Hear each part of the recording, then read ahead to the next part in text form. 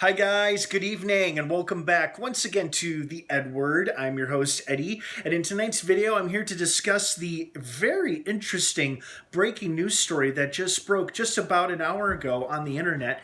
I happened to be on Facebook, and I saw an article that caught my eye, and it said, Overlord director tapped to direct Van Helsing reboot for Universal. I thought, what the hell? So I was like, okay, what is this all about? So I went back and I did some research, and it turns out filmmaker, director Julius Avery, who most recently 2 years ago gave us the excellent horror action film Overlord. I actually saw that movie and I did a film review for it. I uploaded it here on this channel. You can find it here on this channel, Overlord Film Review. Great movie. It was like an alternative take on World War II mixed with zombies and mad science. I won't say any more in case you haven't seen it, but I highly recommend it. It was great. So that guy has now been tapped to direct a remake of Van Helsing for Universal. Now, when I say remake of Van Helsing, I'm not referring to the 2004 film starring Hugh Jackman. I personally loved that movie when it came out. Of course, I was a kid when it came out, and you guys know me, I love the Universal monsters, so that film was like a dream come true. Unfortunately, looking back years later, you're like, you know what? It wasn't that good. It was entertaining, yes, but there were parts of it that didn't make sense, and unfortunately, it wasn't very well received, both at the box office and by critics and fans, apparently. So that's why we never got any kind of sequel or follow-up or any kind of actual franchise that was built off of it. Universal has actually basically struggled with their monsters for the past 16 odd years or so. That's why we had misfires with the 2010 Wolfman with Benicio del Toro. God-awful movie. I hate that I saw that film. It was such a horrendous piece of shit. Dracula Untold, which I actually liked, but again, failed to launch anything. The Mummy with Tom Cruise, which again, I actually liked. Thought it was a great start to the shared monsterverse, but sadly, it never came to be.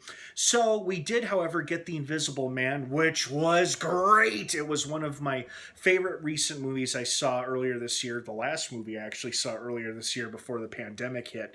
And it was such a hit for Universal, both critically and financially, though especially financially. It was a low-budget film made for $7 million, and it grossed $130 million during its short theatrical run. And if it had run its normal course for however long a movie is in theaters for, probably would have made a hell of a lot more too.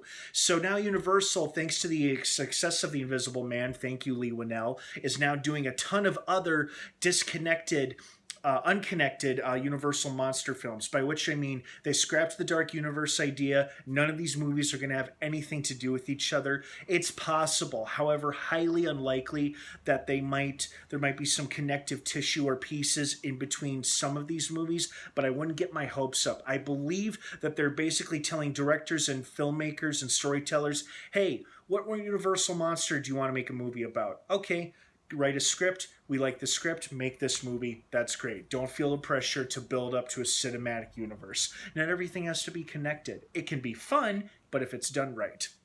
And I think Universal realized, yeah, we don't really need a cinematic universe. Just make good monster horror movies for us, because those definitely work. Invisible Man being a perfect example. So now, what's really exciting about this is that we really know nothing about this Van Helsing movie, except it's being made through James Wan's production company, Atomic Monster, which is supposed to be doing the Arachnophobia remake that we first heard about over 2 years ago and still haven't received any updates about. Hopefully that'll change soon.